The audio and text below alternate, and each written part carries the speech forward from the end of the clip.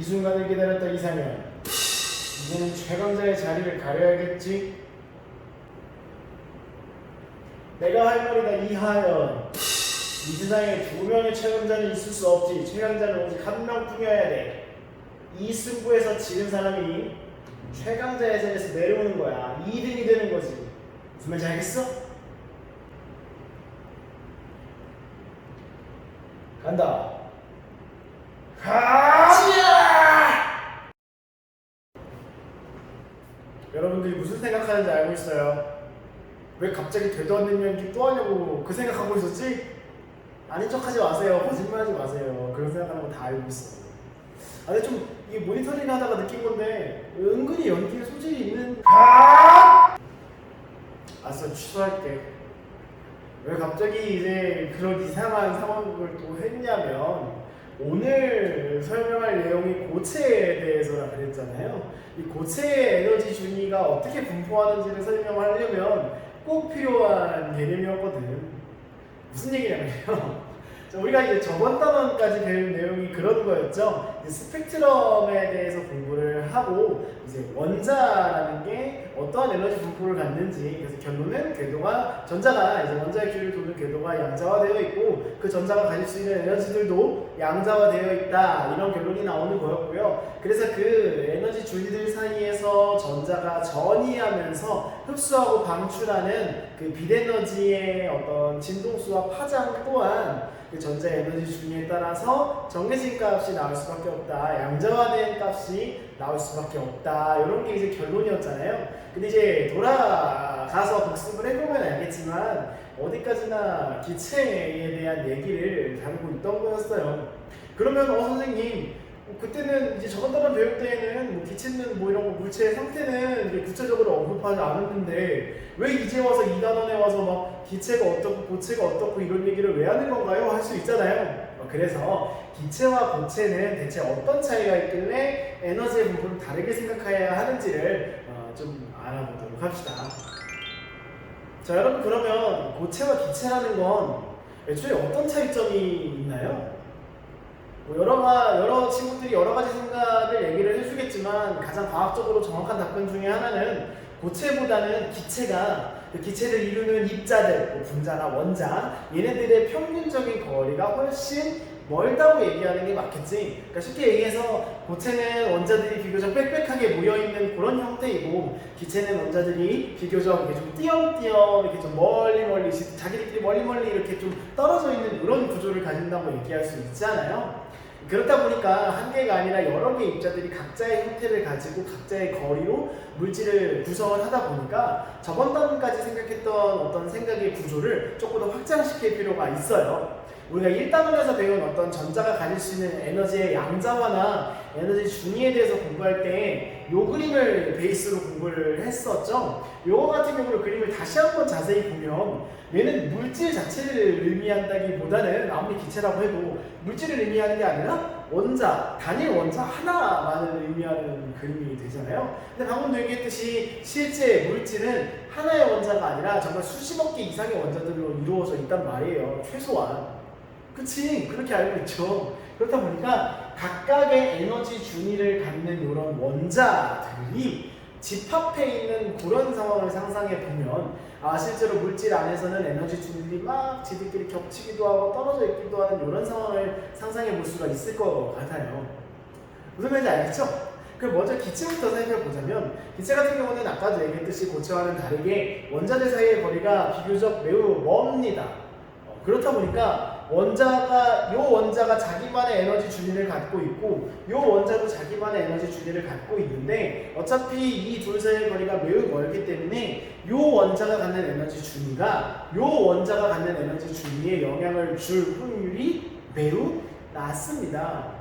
그러니까 막 엄청나게 넓은 평원에서 내가 평원의 한쪽 끝에 집을 짓고 살고, 내 친구는 평원의 다른 반대쪽 한 끝에 집을 짓고 살아요. 근데 내가 엄청 멀리 떨어져 있으니까 여기다 무슨 집을 짓고 여기다 무슨 일을 하면서 무슨 행동을 하던 이 사람은 내가 뭘 하는지 신경을 써야 안 써요? 거리가 보니까 전혀 신경 쓰지 않을 거 아니에요. 그런 거랑 비슷한 거라고 생각하면 돼.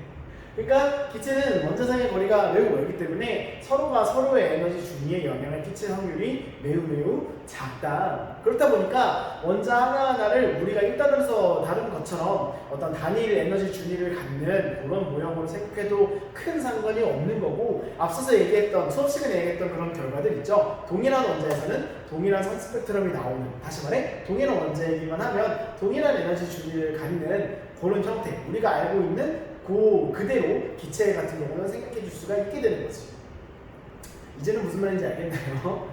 이제 1단원에서는 원자 하나의 어떤 에너지 준위라는 게 정의되는 과정을 다뤄서 이런 물질에 대해서 생각하지 않았다면, 2단원에서는 실제로 그러한 에너지 준위를 갖는 원자가 여러 개가 모여있는 이런 물질의 상태에 대해서도 다루게 되는 겁니다. 그래서 다시 한번 결론을 정리하자면, 기체 분자, 우리가 1단에서 배운 것과 같은 기체 분자를 구성하는 원자들 같은 경우는 원자들 사이의 거리가 매우 비교적 멀기 때문에 자기들끼리의 에너지 준위가 서로 간섭될 일이 매우 적다, 거의 없다라는 내용이죠. 무슨 말인지 알겠어요? 자, 그렇다면 고체는 어떨까요? 아까도 얘기했지만 고체가 기체와 다른 그 고체만이 갖는 차별점은 입자들 사이의 거리가, 원자들 사이의 거리가 기체에 비해서 훨씬 평균 거리가 가깝다는 점이죠. 그러니까 다시 말해서 원자들끼리 거의 붙어 있는 것처럼 조물조물 이렇게 분포를 한다는 소리예요. 그렇게 되면 어떤 일이 일어나느냐, 우리가 기체에서는 문제 삼지 않았던 바로 원자 하나하나가 갖는 에너지 준위가 원자 사이의 평균 거리가 충분히 가까워짐으로 인해서 서로 영향을 주고받을 수 있게 된다는 소리예요. 그러니까 아까도 막 우리 평원에 집 짓는 걸로 얘기를 했지만, 평원의 크기가 엄청 넓은 게 아니라 요만한 평원에서 한 명은 여기에 집 짓고 한 명은 여기에 집을 짓는다고 생각해 보세요. 서로가 서로의 구조물을 짓는 공간도 모자란데 그걸 그 공간에, 좁은 공간 안에 같이 지으려고 하면 당연히 서로가 서로에게 영향을 끼칠 수밖에 없겠죠. 그런 거랑 비슷한 기류라고 생각하면 됩니다. 그래서 고체 같은 경우는 원자가 붙어 있다 보니까 상대적으로 거리가 굉장히 짧은 상태로 분포를 하다 보니까 원자들 간의 에너지 준위 사이에 서로 상호작용하는 일이 생겨버린다라는 거. 그래서 교재 그림을 보면요, 이런 그림이 있죠. 이게 우리가 알고 있는 그 에너지 준위의 그림입니다. 원자가 한 개일 때는 그냥 한 개니까 그냥 자기 자신의 에너지 준위를 갖는 이런 모습이 될 테지만, 자, 이 그림 같은 경우는 이제 원자가 두 개일 경우예요.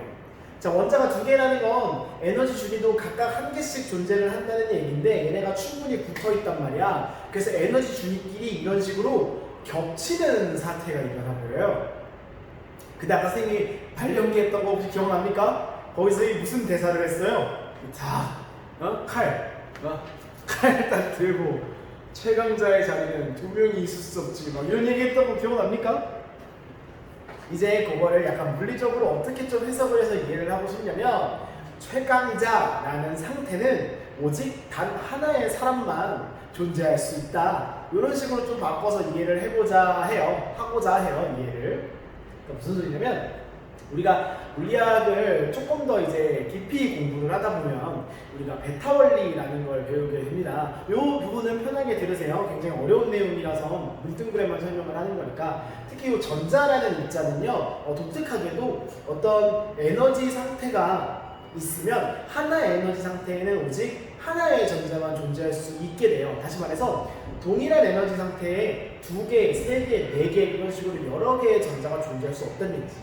다시 말해 전자가 막 한 3, 4개가 원자 안에 전자가 3, 4개 정도가 있는데 그 3개의 전자가 전부 다 바닥 상태에 있다거나 전부 다 양자수가 2인 상태에 있다거나 이런 일은 불가능하다는 소리죠. 어느 하나의 전자가 바닥 상태에 있으면 어느 하나의 전자는 그 바닥 상태가 아닌 다른 에너지 준위 중에 하나에 존재해야만 한다는 그런 이론이 우리가 베타 원리라고 부르는 거거든요. 그래서 교재는 아마 그런 식으로 써있을 거예요. 하나의 양자 상태에 2개 이상의 전자가 존재할 수 없으므로 이런 얘기가 써있을 거야.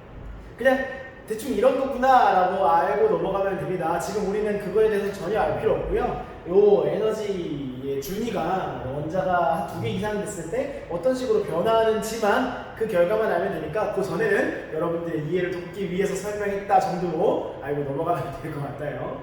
자, 그러면 이제 문제가 생기는 것이, 아까도 얘기했지만 원자가 두 개라고 해도 고체이기 때문에 거리가 매우 좁아요. 그래서 에너지 준위가 이렇게 겹치는 상태가 일어나 버린다고. 그럼 분명히 원자의 종류는 같기 때문에 예를 들어 바닥 상태를 예로 들자면 여기 이 그림을 통해서 설명을 해볼게요. 원자의 종류는 같기 때문에 바닥 상태의 에너지 준위의 그 에너지도 같아요. 그쵸? 그럼 그 에너지 준위가 겹친다? 그러면 이 원자도 그렇고 이 원자도 그렇고 각각의 전자를 가질 텐데 얘네가 둘 다 바닥 상태의 전자가 위치해 있었다면 이 겹쳐지면 하나의 바닥 상태가 두 개의 전자가 공유되는 상황이 일어나 버리는 거잖아요. 근데 아까도 얘기했듯이 어떤 하나의 에너지 상태에는 오로지 하나의 전자만 존재할 수 있다. 이 최강자의 자리는 오직 하나의 전자만의 것이어야 되는 거야. 그러니까 이렇게 막 이게 싹 겹쳐서 전자가 두 개가 싹 겹치는 이런 일이 일어날 수가 있는 거예요? 없는 거예요? 없게 되는 거지. 그래서 무슨 일이 일어나느냐? 그렇게 한번 생각해 봅시다. 손 두 개를 이렇게 해서 겹쳐야 한다고 생각을 해봐요. 그러니까 손끝이 이렇게 닿은 상태로 손을 밀어서 겹쳐야 된다고 생각해봐. 그러면 이렇게 힘을 주면 손이 어떻게 되죠? 이렇게 쪼개지지 않나요? 너무 억지라고 생각하나? 그러니까 뭘 얘기하고 싶은 거냐면 이렇게 에너지 준위들이 겹쳐서 베타 원리라고 하는 하나의 양자 상태에 여러 개의 전자가 존재할 수도 있어 버리는 이런 상황이 생겨버리게 되면 에너지 준위들이 어떻게 되냐면 에너지가 살짝 이런 식으로 준위들이 겹쳐버리는 사태가 일어나요. 그래서 보면 이 그림, 교과서에 있는 그림을 보면 이런 식으로 에너지 준위가 이렇게 싹 겹쳐있는 이런 모양이 보이게 되는 거지. 그러니까 원래 바닥 상태에서 가져야 할 에너지가 이 원자가 너무 가까이 붙어있다는 점으로 인해서 살짝 에너지 준위가 이렇게 갈라져서 겹쳐지는 상태로 바뀐다는 얘기예요. 무슨 뜻인지 알겠어요? 서로가 서로의 위치를 공유할 수 없기에 살짝 밀려나는 것이라고 생각하면 좀 더 이해가 편할 거고요. 오케이? 그러면 바닥 상태뿐만이 아니라 뭐 다른 들뜬 상태들도 양자수가 1이 아닌 다른 에너지 준위들도 전부 다 겹치는 현상이 발생하게 되니까 이 그림처럼 전부 다 모든 에너지 준위들이 두 줄로 이렇게 갈라지는 현상이 생겨버리겠지? 여기까지 오케이? 근데 고체의 원자가 두 개뿐인가요?